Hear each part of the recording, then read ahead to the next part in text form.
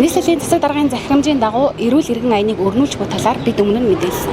Тэгвэл энэ удаа тус аян хэрхэн өрнөж зохион байгуулагдаж байгаа талаар мэргэжлийн хүнээс тодруулсан. Эрүүл иргэн гэдэг аян энэ жил зохион байгуулагдаж байгаа. За энэ аян бол нийслэлийн засаг даргын захирамжаар зохион байгуулагддаг ийм аян байж байгаа. За энэ жил эрүүл иргэн аянд нийтдээ 75 мянган хүн зорилттой байж байгаа. За өрхийн нийслэлийн 152 өрхийн хорооны өрхийн эмнэлгийн төвийг түшиглээд энэ аяыг зохион байгуулагдана. Өөрөөр хэлбэл энэ өрхийн эрүүл мэндийн төв дээр ирээд иргэн бол энэ эрүүл иргэн аянд зохион хамрагдах боломжтой.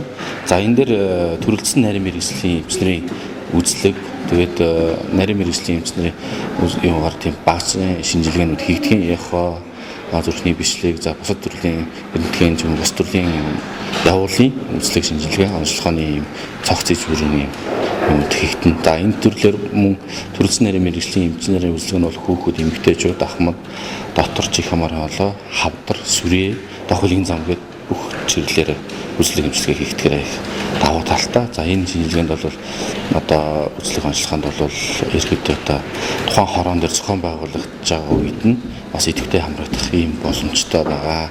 Тэгээ заавал одоо энэ дээр бол нөгөө янз бүрийн эрүүл мэндийн даатгал гэдэг ч юм уу, итгэл гэдэг ч юм уу тийм бол шаардлага байхгүй. Зүгээр тухайн хороон дээр одоо эрүүл иргэн аян явагдаад зохион байгуулагдаж байгаа юм бол иргэн бүр хамрагдах боломжтой л гэсэн үг тийм. За энэ дээр бол одоо өрхийн эмнэлэг дээр дүүргийн эрүүл мэндийн төв, дүүргийн нэгдсэн эмнэлгээс нь нарийн мэргэжлийн эмчнэр ажиллах ийм ютага. За одоо аян маань эхлээд 2 сар гарсан болж байна. Ойролцоогоор 35 мянган хүн хамрагдаж байна. Эрүүл иргэн аян бол дүүрүүд тусуур дээр зохион байгуулалтын онцлог байгаа да. Зарим дүүргүүд маань хагас өдөр аяна хийгээд хороодоор хагас өдөр яваад байгаа. Тэгэхээр зэрэг одоо ажлын 5 өдөр үнэхээр одоо завгүй хүн байх юм бол хагас өдрийнх нь юунд одоо үзлэгтийн тааруулаад энд бол хамрагдах бүрэн боломжтой. Тий. Гэхдээ ер нь бол хүн хувь хүний өөрийнх нь хариуцлага гэж юм байгаа.